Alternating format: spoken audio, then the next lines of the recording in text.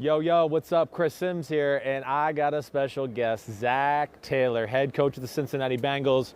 Always appreciate you coming by, hanging out with me. First off, for those out there, we go way back, okay, like four flats and a Cadillac. As I got hurt with my spleen injury, he saw me trying to rehab from that as a backup quarterback for the Tampa Bay Buccaneers, so we had a little history together. Yeah. Wasn't the smoothest on my part. I was going through a lot of crap in that part of my life. He's probably like, man, that guy was crazy at that time. No, I was. It was tough for me too. I was a six-string quarterback, and there was only 5 in the building. So I think they had Jake Plummer signed. He wasn't even right, wasn't even there. Duty. So right.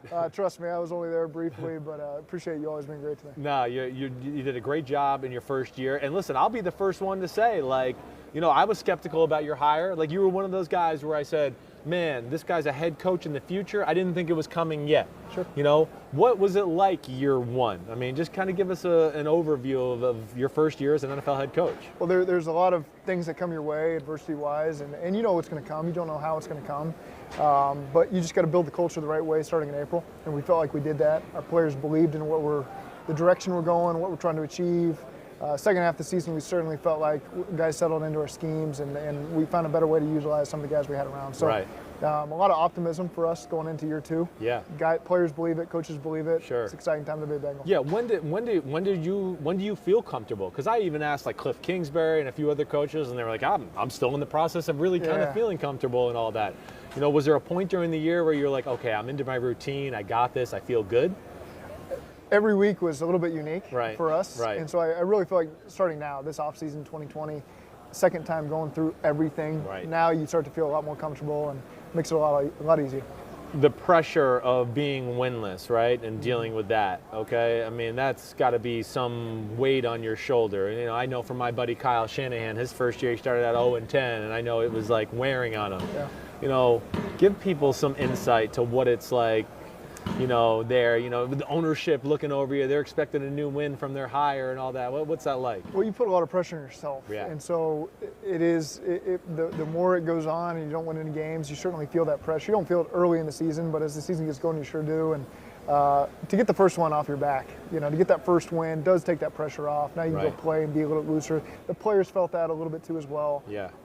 You know, we didn't win as many games as we should have or we expected to, but there's a lot of things that we can pull from last year that will make us better. Yeah, definitely. I mean, you played close in a lot of games. You got a lot of talented guys, like you said. For you as an offensive play caller or a guy that's an offensive, game planner throughout the week and all that, how did that affect you being a head coach, for the first year? I know you got to see Sean McVay kind of do it. Right. But what was it like for you kind of going through it? You got to be able to make some adjustments on the move. Right. We lost our first 2 left tackles in training camp. So right out the gate, we're playing week 1 with our third string left tackle. And so just things like that, you got to be able to adapt and adjust. Maybe some things you thought you were going to be better at in the summertime that you got to adjust and make some improvements during the season. But it's good. You learn from all that stuff. I had a great offense coordinator, Brian Callahan. So like you said, as being the head coach and the play caller, when you can trust the guys that are helping you every single day, that goes a long way. Yeah, okay, so now we got the quarterback issue, right? We don't know Andy Dalton. Is he going to be back? Where is he going to go? All of that. He's done some good things for the Cincinnati Bengals. Yep. But I'm one that will sit there and go, I think it's maybe time to turn the page and start a new era, whatever it may be. What's kind of your guys' outlook for the offseason here as far as Andy's concerned? The good thing is we know we got a really good starting quarterback in Andy Dalton. Right. And so that's a great place to be because it gives you a lot of options there on the table. Yeah. And so Andy's been great through this whole process with us. We're going to be up front with him. We haven't made any decisions. Right. But we have told him, hey, we'll let you know as soon as we get to that point. So yeah, all right. So when you get to that point, and let's just say, okay, we don't know this yet, but okay, if we want to take Joe Burrow, then you're going to let him know and kind of try to help facilitate a trade, which you guys have kind of talked about a little bit. Number 1, what's best for the Cincinnati Bengals? Yeah. And number 2 is how can we help him? And we owe that to him, man. There's a lot of mutual respect there between him and the Bengals organization. He's done a lot for the city. He's won a lot of games, put the teams in some great positions, and so I certainly owe that to Andy. All right, I got a thing, and everybody, I've been yelling for the Bengals to rebrand lately. Okay? You're still the Bengals, that's fine, but like how the Broncos changed their look, right? And there's been a few teams. The Patriots changed their look. I'm talking about the Bengals. I want them to change their helmet, all right?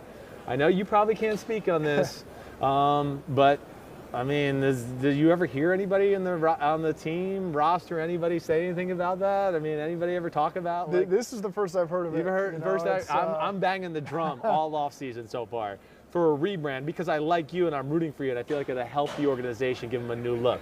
So I'm trying to sell that just so you know. Okay? I got you. I think if you came in the building, you'd feel the energy that these players and coaching staff have. Yeah. And that's key for us as we go through the draft process, free agency. Sure. Guys that are around us are going to feel that and want to be on board with what we're doing. Yeah, and I mean, number one pick, of course, and everyone's kind of pegging Joe Burrow. But as of right now, you think all options are open is kind of what you're telling me? It's not necessary to make that decision today. Yeah, it's the first time we get a chance to meet these guys face to face. Right. That's a big part of the process. Yeah. Obviously, we've watched all the tape of guys, and that's the number one thing that we use is we're evaluating these guys. Yeah.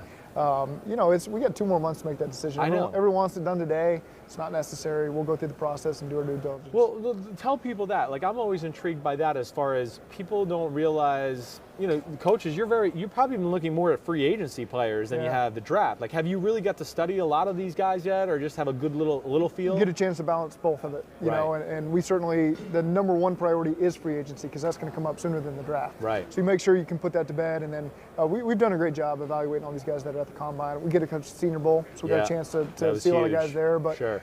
Again, it's, the media wants you to make it, and the fans want you to make a decision today. It's not necessary. We got the combine, we got the pro days, get a chance to meet these guys face to face. Yeah, got a lot of face-to-face meetings. There's still a lot of boxes to check. Yeah, no doubt about it. Okay, so there you go. We don't know it's Joe Burrow yet, all right?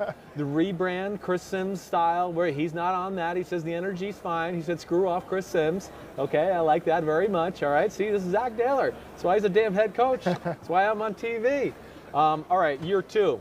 I mean, anything about your approach like that you just look at it and go, okay, after self-evaluating, I'm going to kind of change this. I know you don't have to get into very details, but. Yeah, well, I think you get a chance to fine-tune your schemes. Yeah. Okay, so we've been around the players. Right. It's one thing when you show up and you watch the tape and you hear people talk about, okay, yeah, we'll be able to fit this guy a certain way. Until you actually get your hands on him and go through the season, now you really understand, what pieces you need to add, how you can best utilize a lot of your guys, what schemes we need to clean up. Maybe there's some things we did at the Rams that don't fit us at Cincinnati, and same thing defensively.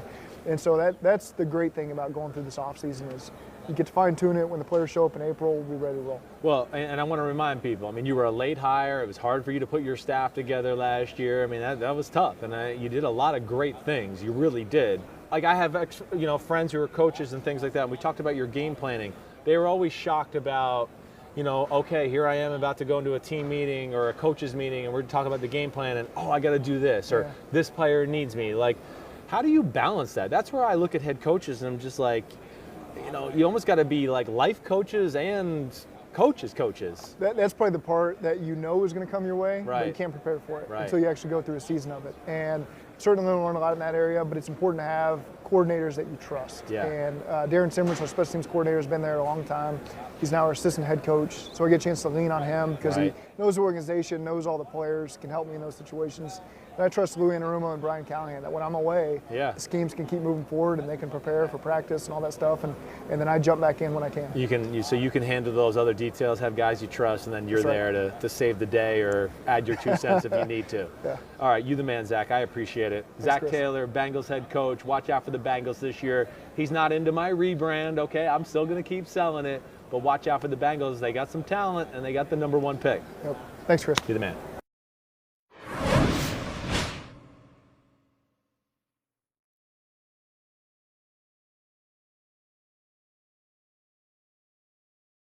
Hi, I'm Mike Tirico, and thanks for watching.